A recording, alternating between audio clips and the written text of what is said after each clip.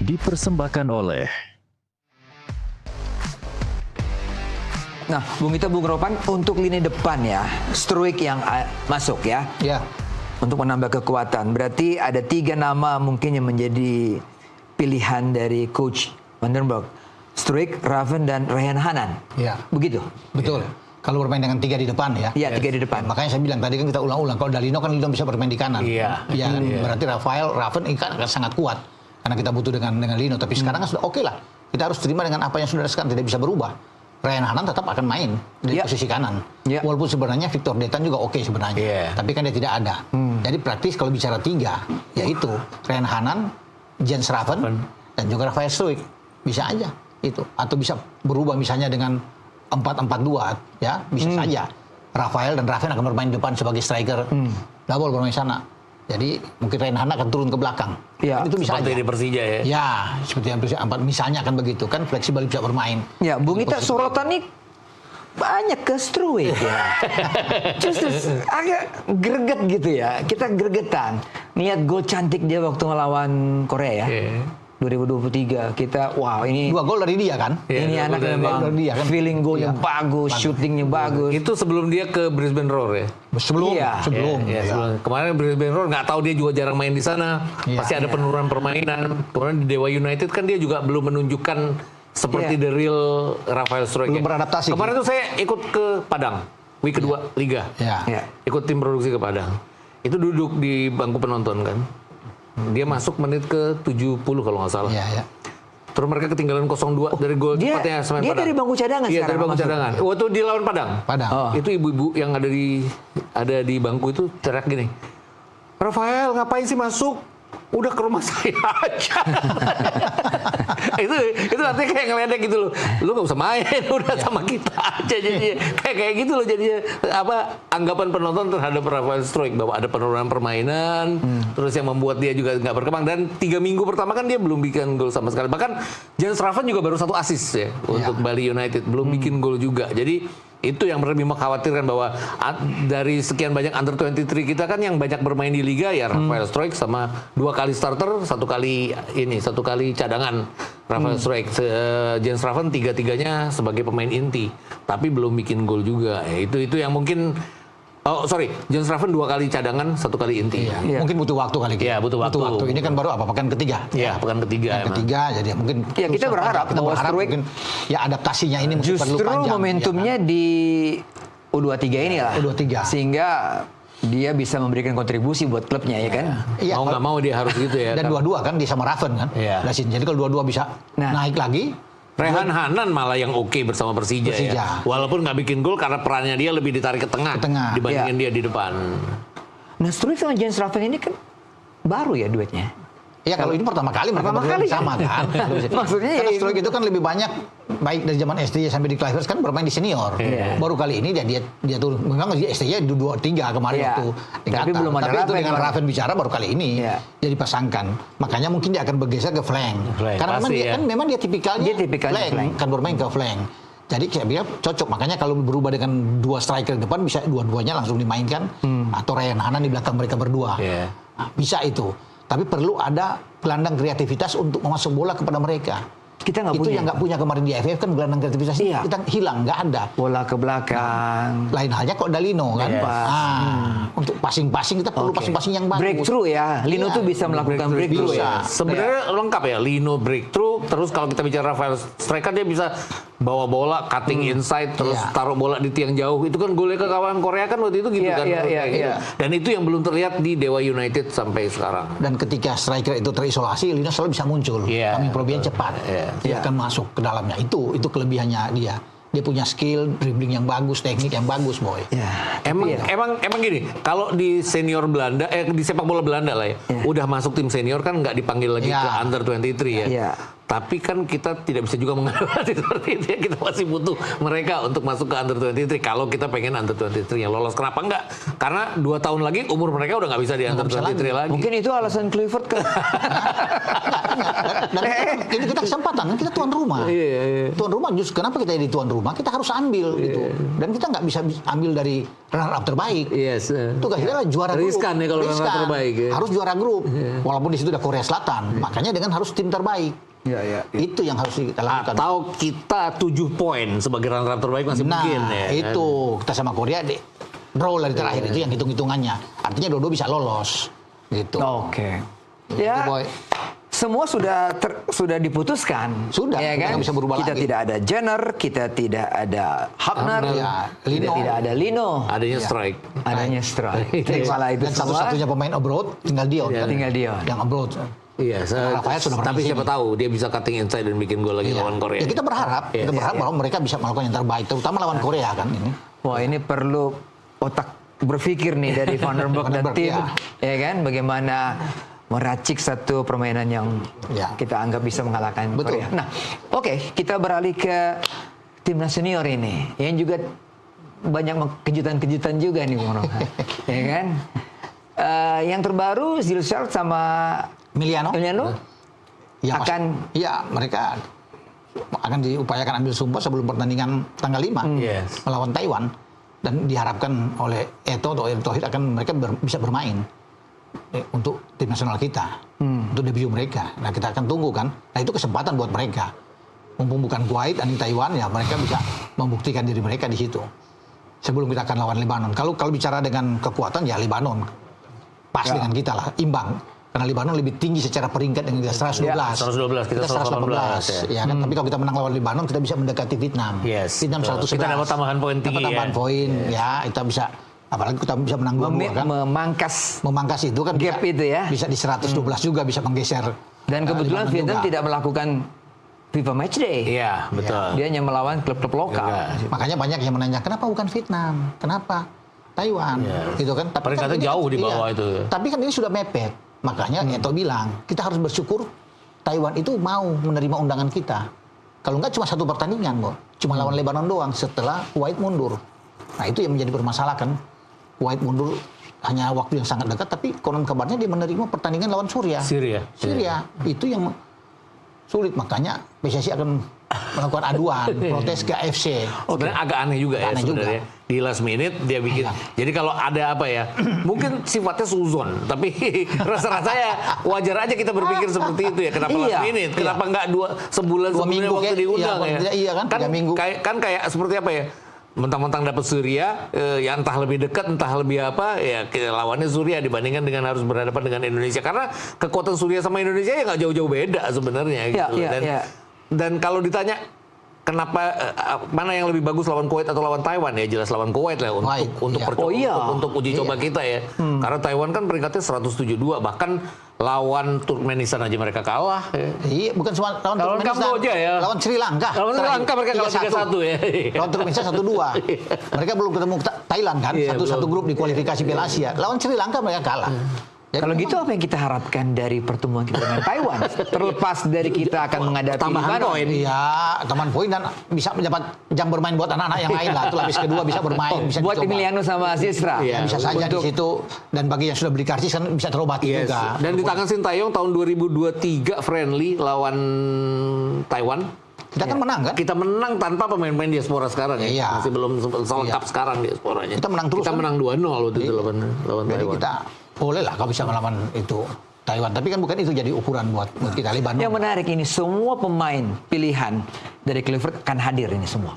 Ya kan? Hilgers dua pemain baru masuk. Jai Ises akan datang, Pelupesi juga datang, Verdong juga akan datang. Pas aja yang nggak datang ya. Oh ya, Martin Paes. Bagaimana menurut Bung Gita? Ini satu yang menarik tentunya. Setidaknya untuk persiapan semua pemain kita sudah siap untuk 2 pertandingan ya. Untuk cikal bakal kita nanti bersiap-siap menghadapi pertandingan yang paling penting di bulan Oktober. 2 pertandingan nanti di bulan Oktober. Cuman kalau persoalannya kan siapa yang menggantikan Ole Romani? Belum terjawab sampai sekarang karena belum ada belum ada pemain yang benar-benar di posisi itu. Mauro Zilstra ya mungkin di posisi itu ya. Tapi Septian Bagaskara kan nggak dipanggil. Nah itu tadi kenapa nggak dipanggil? Malik Rizaldi juga nggak panggil. Siapa? Malik Rizaldi. Ya, Malik Rizaldi nggak. Kenapa Septian Bagaskara apapun kan bisa dianggap sebagai real number 9 yang ada di kompetisi lokal kita. Sayangnya dia sama Dewa United juga belum dimainkan sama sekali. Ramadan Sananta dipanggil kan? Ramadan panggil. Panggil. Lagi bagus main lagi bagus dia di Brunei ya. ya. Di Brunei. Atau Excel untuk Kahu. Ya, ya, bisa itu. Ya gitu, tapi ya oke lah sekarang sudah ada dengan materi seperti sekarang saya rasa kita bisa mengatasi Taiwan dan juga bisa mengatasi. Oh ya, kalau untuk dua pertandingan ini dengan tim sekomplit yang sekarang dimiliki oleh PK, kita bisa. Tapi kita harusnya menang kita. Iya, tapi tidak boleh terlalu overconfidence juga. Karena tanggal 25 kemarin baru belum lama ini. Lawan Qatar ya? Lawan Qatar cuma 1-0, main di Qatar loh. Unofficial itu tapi. Iya, tapi 1-0. Yes. Mereka lawan Qatar. Qatar tuh bagus kan main di kandang. Dan mereka kalah 1-0. Nah mereka menang lawan Brunei di kualifikasi. 5-0. 5-0. Ditahan Yaman 0-0 ya. Yaman 0-0. Friendly games mereka menang lawan Timur Leste. Iya, betul. 4-0. 4-0. Jadi saya pikir kalau bicara itu ya tetap kalau anak-anak fokus semua kita bisa atasi lah. Ya jadi artinya gini, lawan Yaman 0-0, lawan Qatar 1-0, itu kan gambaran bagaimana mereka bisa clean sheet di dua pertandingan lawan tim yang kualitasnya satu di atas mereka. Jadi ya nggak mudah juga mungkin bagi kita untuk bisa menembus pertahanan Lebanon juga. Itu yang akan menjadi ujian bagi kita.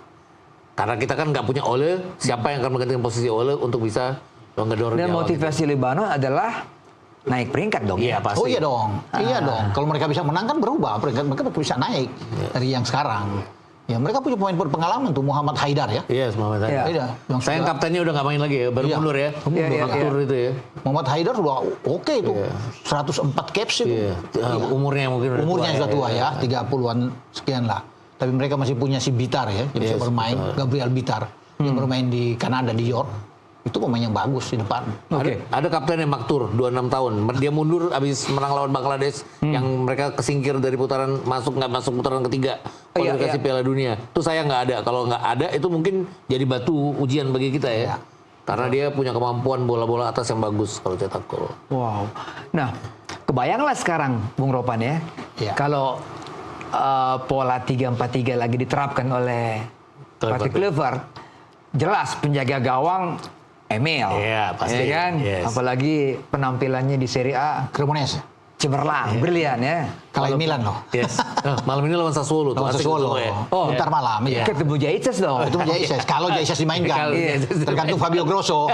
Fabio Grosso kan, dia masih mempertahankan. Oh dia yang pegang ya Fabio Grosso. Iya Fabio Grosso kan, dia masih mempertahankan Om Boy punya mantan Muhairevic. Tarik ke belakang. Iya, betul. Itu sama Romanyol ke siapa tuh? Romanya ke siapa tuh? Iya kan? Tapi saya harap sih tahu Jai bisa bermain kan enak. Oke. Rame tuh. Oke, kita bahas nanti kira-kira line up apa yang cocok nih buat melawan Lebanon setelah pariwara berikut ini.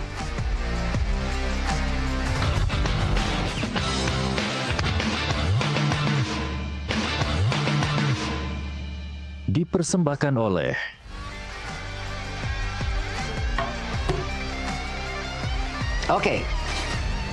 Oke, kita sepakat 3-4-3. Pola baku lah.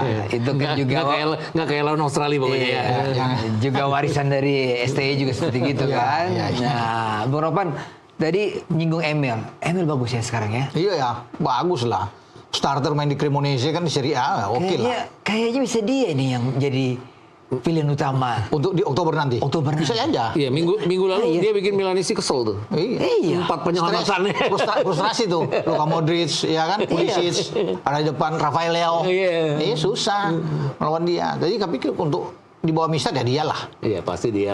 Untuk emang tipikal kiper Italia. Tipikal kiper Italia. Iya. Jadi kemungkinan besar pasti dia kayaknya. Saya juga feelingnya nanti ketemu Arab atau ketemu rasa-rasanya akan Irak, dia juga ya. Rasa-rasanya akan dia, Bung Ropan. Artinya selepas kita lawan Australia kan langsung Kluivert memberikan kesempatan kepada dua pertandingan terakhir kan.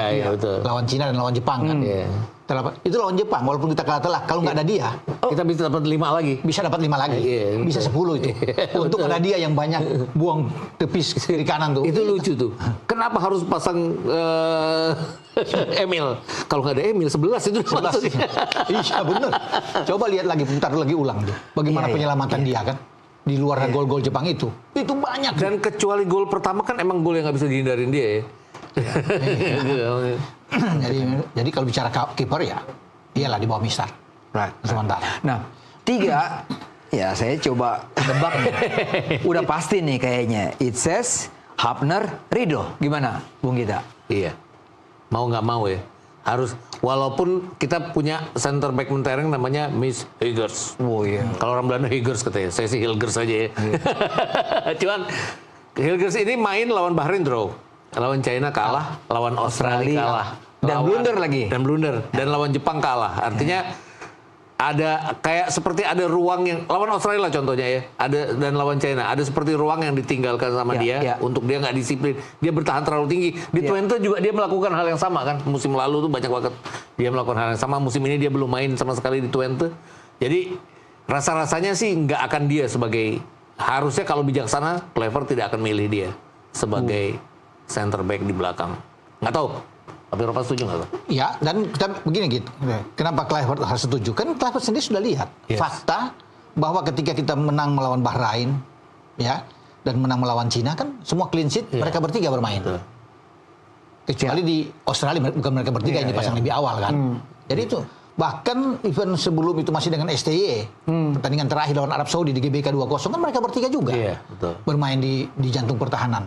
Jadi chemistry-nya mereka sudah dapat. Chemistry-nya mereka dapat. Lebih bagus, lebih tangguh kalau mereka bertiga. Oke, ada Messi Hilgers bisa aja masuk di babak kedua. Ya, atau bermain di FIFA Match Day melawan Taiwan. Mungkin Messi Hilgers akan main, Jordi juga bisa akan main, kan? Tapi tim utama yang kita akan lihat lawan Lebanon. Pasti itu akan dilihat bermain. Tapi kalau mau bicara kita ke Oktober, yang 3 tadi itu, Jai, Rido sama Yassin Hafner. Saya pikir juga menurut para netizen sepak bola juga pasti ngelihatnya itu nih. 3 pemain ini kan belakang, konsisten, solid, chemistry-nya dapat. Betul. Oke, Rizky Ridho dari beberapa pertandingan awal ini, Bung Gita kan pasti ngikutin juga nih. Liga ini maksudnya? Liga. Iya. Gol lawan Padang ya? Iya, lawan pertandingan kedua ya kalau nggak salah ya, lupa saya. Lawan Persita kali. Lawan Persita ya. Iya. Jiwa kepemimpinannya oke. Artinya ini pemain yang sebenarnya harusnya siap main di luar Indonesia ya. Banyak yang bilang iya gitu. banyak. Tapi oke lah dia tetap di Indonesia bersama Persija. Kemudian di tim nasional kan dia juga menunjukkan ketenangannya. Punya kemampuan untuk rebut bola, clearance, blok yang baik. Kemudian maju ke depan. Visinya juga bagus. Visinya juga bagus. Artinya, maju ke depan ya, maju ke depan. Maju pasti ke depan ya. Iya. Majunya itu ya agak lebay sih ini ngomonginnya. Ingat-ingat kayak Franz Beckenbauer zaman dulu. Bukan karena ada dia. Visinya itu untuk maju ke depan, untuk bagi bola.